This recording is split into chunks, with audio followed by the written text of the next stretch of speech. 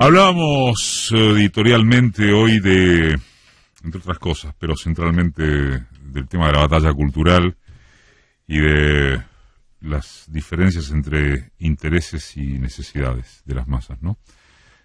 Aquello de si la gente vota en contra de sus propios intereses o si acaso los intereses han cambiado.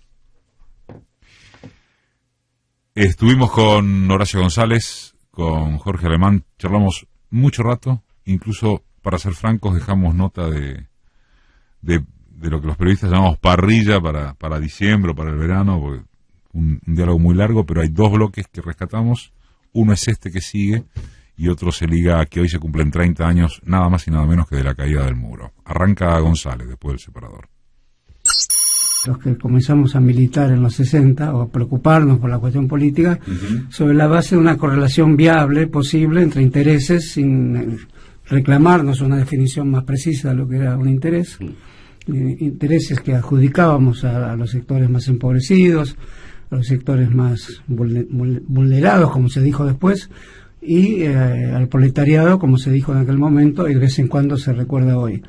Me da la impresión que el liberalismo consiguió ejercer el peso de una enorme ruptura sobre esa correlación, donde a tales intereses correspondían tales acciones políticas que dábamos por descontado, y si no ocurría teníamos la pedagogía necesaria bajo la lectura de la bibliografía del caso, que podría ser el quehacer, donde se trata este problema. Espontáneamente la gente no piensa a su favor, necesita un orden intelectual que venga de afuera, incluso decía el autor de ese famoso texto, ¿no? El quehacer, que era Lenin, que venga de afuera, incluso citaba a Kautsky, un socialdemócrata, que sean los intelectuales, o como se llamen, que instruyan sobre cuáles son los intereses que los que los tienen no conocen que los tienen.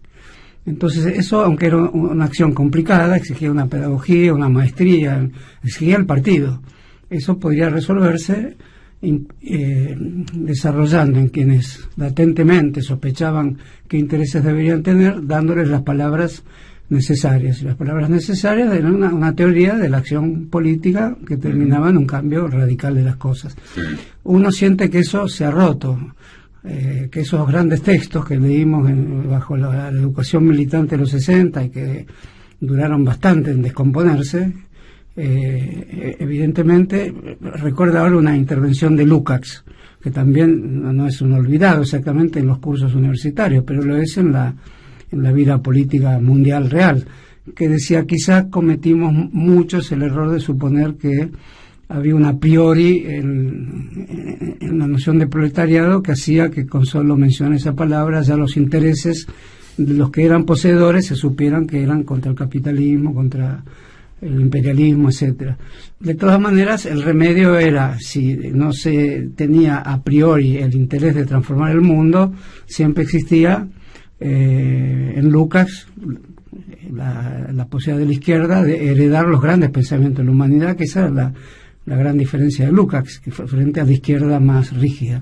Se heredaban los griegos, los romanos, a Goethe, a los románticos, y eso era potencialidad de la izquierda, ya no solo del proletariado. Y si se construía un proletariado era con la cultura universal. Eso también me da la impresión que se ha roto, porque no emplearíamos ese concepto para decir que ahí se resguardan intereses manifiestos o latentes que tienen correlación directa con partidos, representaciones, políticos, votaciones. Eso se ha roto porque efectivamente tenemos en cualquier lugar de un barrio, de una provincia, personas que ya no se reconocen en su estatuto de clases, y al mismo tiempo no existe en la vida política ni las tesis, ni los argumentos, ni las invitaciones, ni los grandes textos que digan cómo el apático, cómo el que vota por el patrón. Tema del peronismo. Recuerden el primer discurso de Perón: si el patrón les dice pongan esta boleta, agárrenla, pero después hagan en la urna lo que ustedes quieran. O sea, la libertad estaba en la urna. Había en el peronismo también un reconocimiento que había intereses que podían ser deformados por el patrón y recuperados en la democracia de las urnas. Esa frase de Perón hoy tampoco está clara, quién la podría decir. Si el patrón les dice que si el dueño de no sé qué gran fábrica de automóviles, Cristiano Ratazzi, le dice, hagan tal cosa, no está la tijera, el instrumento de ruptura, de sutura, que no se componga entre lo que dice el patrón y lo que después uno libremente dice el líder, que cree que hay otra conciencia que latía en el fondo de los corazones proletarios, que finalmente se va a imponer. Eso que los grandes movimientos populares, las izquierdas, el peronismo de los orígenes, tuvieron como sello inaugural y que durante todo el siglo XX conmovieron a los militantes, ya no existe. Entonces hay que recrear esa correlación de otra manera. Y de otra manera es volver a suponer que hay que darle nuevos nombres al sujeto transformador y nuevas traducciones respecto a qué ideas serán las que expresen y quiénes estos cambios, que deben ser casi de carácter antropológico, te diría, porque estamos frente a formas de dominación que se desean tener, que los dominados desean tener también, ¿no? En el caso particular de la Argentina, Jorge, vuelvo a insistir con esto, ¿qué nombres propios podrían tener estas apelaciones que Horacio hace? Por fuera de Cristina, hay que pensar en nuevos cuadros, los hay y no se los ha descubierto. Habrá una nueva militancia. ¿Quién promueve esto? Bueno, da toda la impresión de que el trabajo de reconstrucción, es decir, que se va a tratar de armar un barquito con maderas muy frágiles para atravesar una tormenta. Lo que puede haber es buenos remadores como punto de partida, pero quiero decir que en un sentido, si vos querés, Eduardo, más pragmático, yo en principio pienso que la cosa está, no sé, yo vi esto de Puebla y haber dicho Lula libre, haber recibido a Correa, haberse manifestado claramente por la ley del aborto, estar con López Obrador, en fin, tal como está configurado el mundo actual. No nos olvidemos que hace unos meses atrás se hizo el G20 aquí en Argentina, y que el G20 en general suele ser una ficha ganadora, es decir, cuando se hace el G20 en un país, gana el presidente de ese país, y que Sánchez abrazó a Macri y le dijo, gracias a ti fue posible todo esto, tú eres el líder, le dijo el del Partido Socialista a Macri. Así que yo vi la reunión de Puebla y dije, ¿será que se estará dando cuenta de a qué confronta con todo esto? Alberto. Sí, porque dijo... O sea, lo viste Alberto corrido a la izquierda, si lo querés poner también en términos de convencionalismo. Lo que quiero decir es que él, tanto en sus formulaciones de la construcción de un nuevo polo latinoamericano, como en el retorno a la política de Estado, ¿no?, como al reclamo por una soberanía popular. Es decir, como ves, no son palabras muy sutiles, yo ojalá, pero yo creo que la izquierda actualmente mentiría, la izquierda está en la melancolía.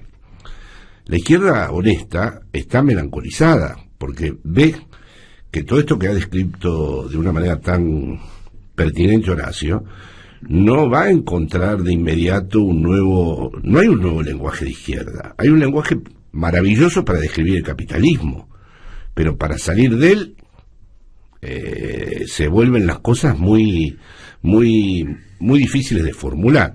Entonces vuelvo un poco a la apuesta nuestra. Al vernos salvado del enorme escarnio de tener que soportar que la población votara a Macri, que la verdad que nos hubiera hundido en un precipicio moral terrible, sigo considerándolo un hecho importante, ¿no?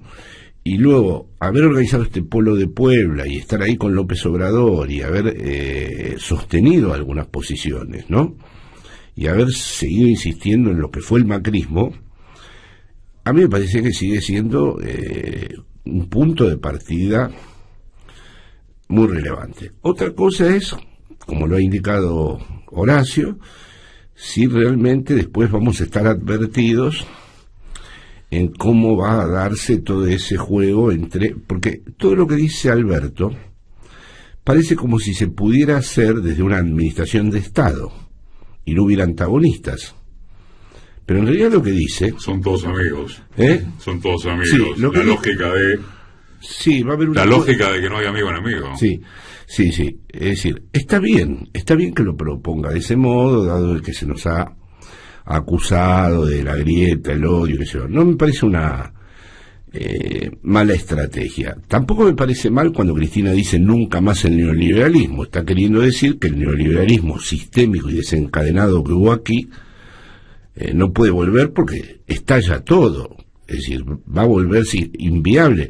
El proyecto del neoliberalismo mundial es o invadir militarmente a los países o ocuparlos con la deuda. Son las dos estrategias, según qué lugar del mapa te toca, o te bombardean o te capturan con la deuda, ¿no?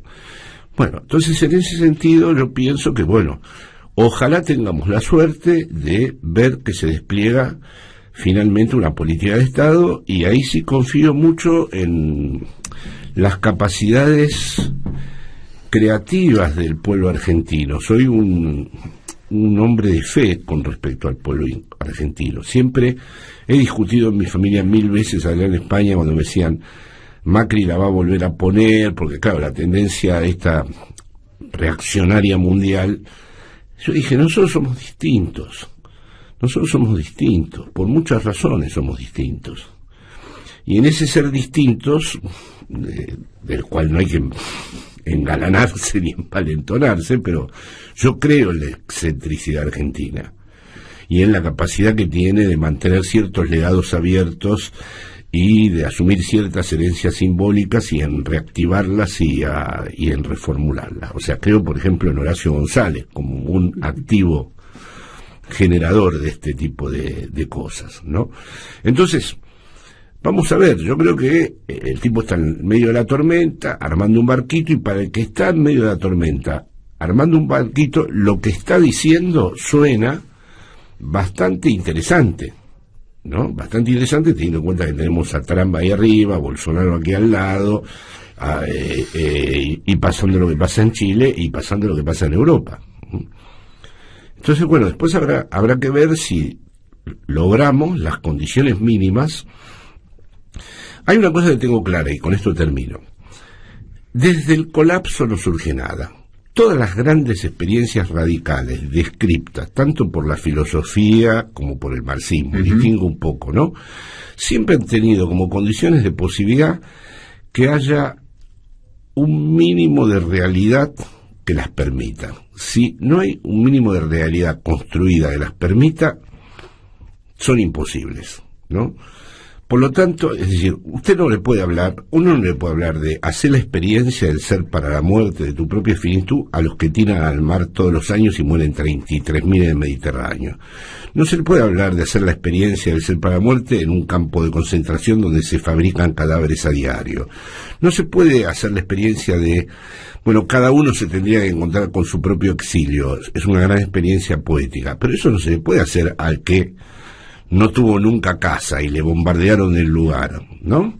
Es decir, que todas las experiencias radicales que nosotros hemos conocido, ya sea por las corrientes existenciales o por el marxismo, por el psicoanálisis, finalmente eran todas tributarias de que hubiera un mínimo de realidad construido. Sin ese mínimo, esa es mi discusión un poco con la izquierda de aquí, ¿no? Yo no creo que valga de mucho de... No, por las dudas, hablamos de la izquierda trotskista, ¿no? Sí, porque, sí, exactamente, por la izquierda somos nosotros. Bueno, claro, porque si no vamos a entrar a discutir por qué la izquierda son nada más que ellos. Sí, no. La autodenominada izquierda que cree que por anunciar por televisión que va a haber una gestión obrera de las corporaciones o no se le va a pagar al fondo, eso puede suceder. Eso lo único que constituye es una identidad, es para poder decir que el otro no es de izquierda, nada más. Y que yo me reafirmo en mi identidad de izquierda, pero operativamente, que tiene que ser el primer problema de la izquierda en cuanto a las consecuencias que tiene una práctica discursiva, son nulas, y además no es, según lo que estamos hablando, en absoluto un idioma nuevo, es un idioma metafísico, un idioma que está atado a una teoría que hace tiempo que el propio marxismo ya ha empezado a revisar. El top va a indicar las 11:30, cerraba Jorge Alemán, antes Horacio González, y lo que se viene es todo un tramo acerca de la efemérides de hoy, nada menos, ¿no? Hoy estamos a exactamente, 30 años de la caída del muro. Con toda honestidad, con dos figuras de la estatura de ustedes, Horacio González y Jorge Alemán, me sale cierta pregunta cholula, que no digo que se rebaje al rango de si fueras planta, ¿qué planta serías? Pero sí, ¿cómo se ven ustedes hace 30 años asistiendo a eso? ¿Y cómo lo registran hoy? El que quiera, que será la inversa del bloque anterior. Yo estaba en Europa porque me he ido del 76 aquí y vi la gran celebración también por parte de la izquierda socialdemócrata de la libertad, de que Europa no estaba terminada, de que Europa era capaz de grandes transformaciones, etcétera.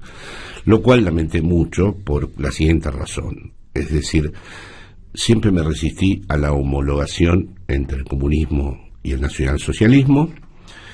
Por supuesto que acepto objetivamente todas las consecuencias del terror estalinista. Estuve hace poco en Moscú porque han publicado mis textos ahí. Los jovencitos me mostraron muchas cosas de los dos lados, me mostraron muchas cosas construidas por el socialismo y luego me mostraron ciertas situaciones vitales un poco tenebrosas.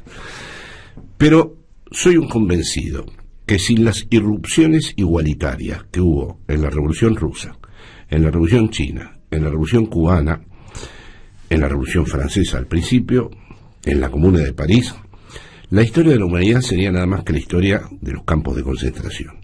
Así que me parece que es un horizonte que no se puede perder de vista ni conjugar de una manera homogénea, es decir, juzgo la Unión Soviética por su deriva estalinista.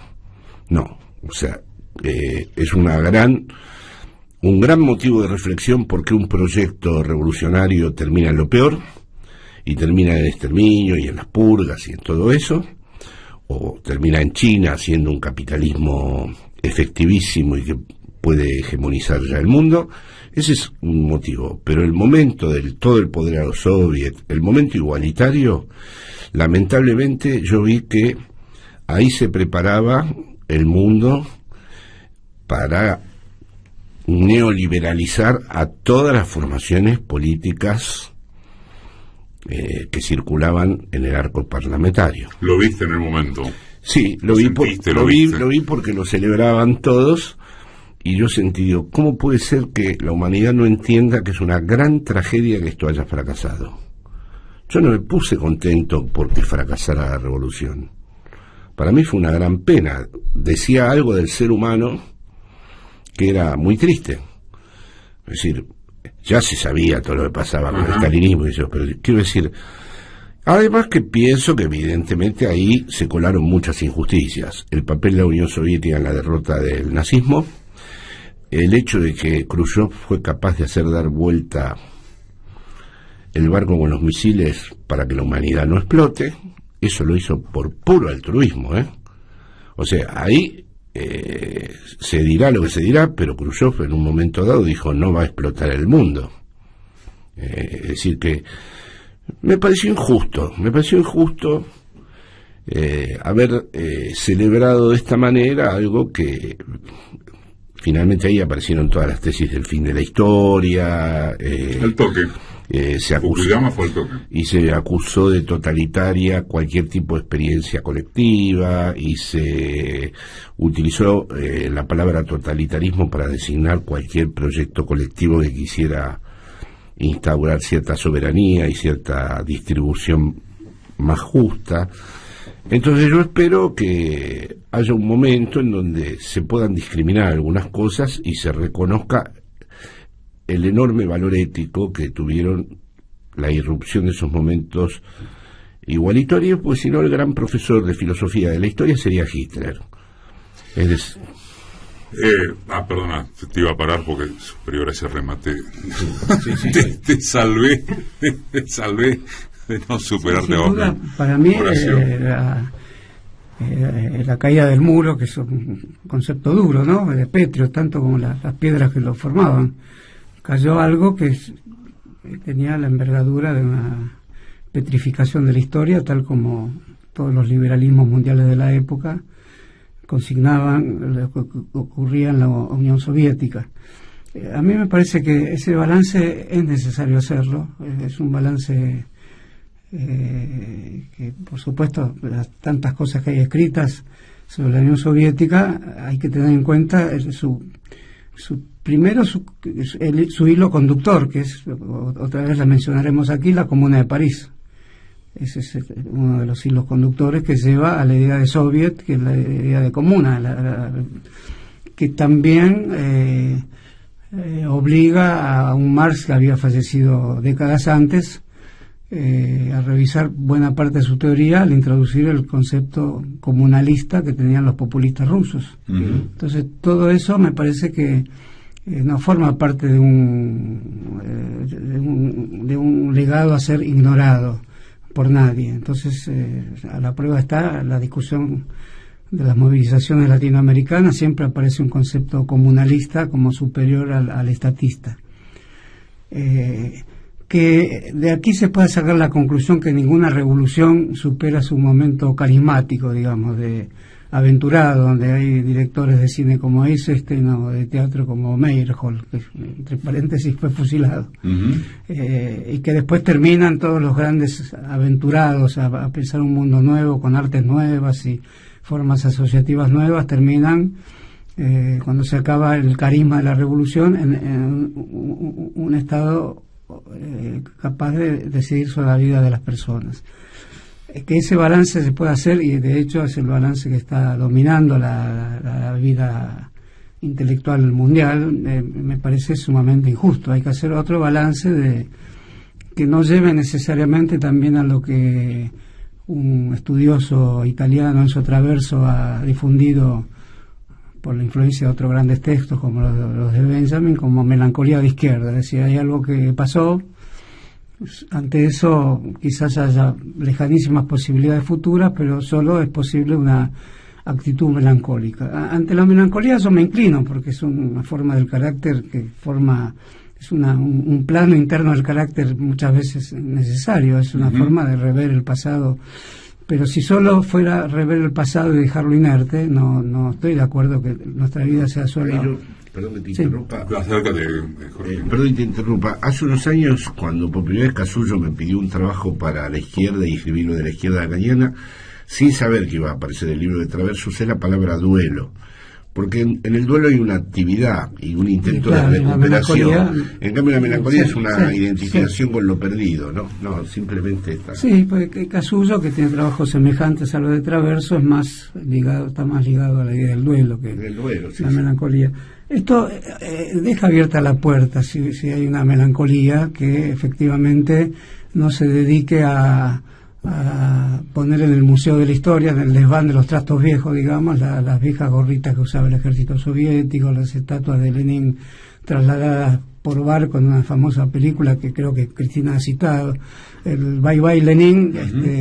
Es un mal balance de esos episodios, entre otras cosas porque cuando el muro se quiebra por la imposibilidad de sostener formas de consumo, por la imposibilidad de sostener por parte del Estado soviético el espionaje policial, película muy citada también, entre otras, por Cristina, La vida de los otros, que es una película que tiene cierta emoción porque el personaje, uno de los protagonistas, es un agente secreto que es un pobre empleado de un Estado que ya estaba destrozado.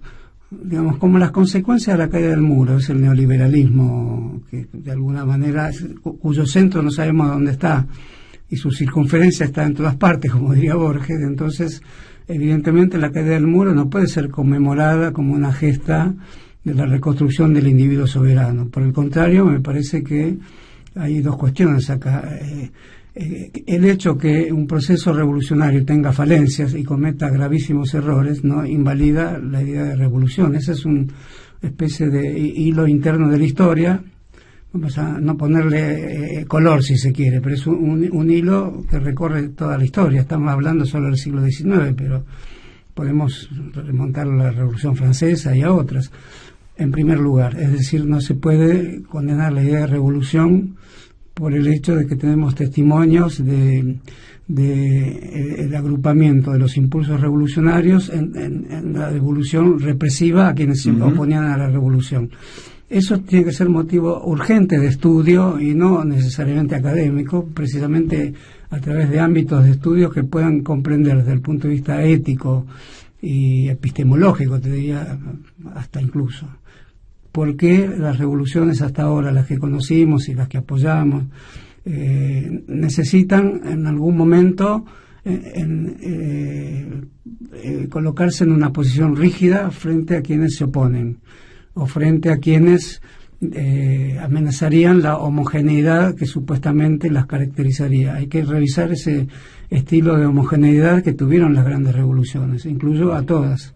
Eso supone, para mí, revisar también la idea de humanismo, bastante maltrecha, tanto el marxista como el cristiano, y como el que proviene incluso, te diría, de la filosofía francesa contemporánea, que es no humanista. Incluso la Carta contra el Humanismo de Heidegger marcó mucho el abandono de la tradición humanista, pero no me refiero a un humanismo chirlo, me refiero a, digamos, a buscar casi con desesperación en una palabra que pienso que puede ser humanismo, y eso llamaría a muchos cristianos también, a los viejos existencialistas, que eso me incluiría entre ellos, totalmente pasado de moda, y a la revisión de la gran revolución estructuralista, sobre todo en Francia, de los años 60 en adelante hasta hoy.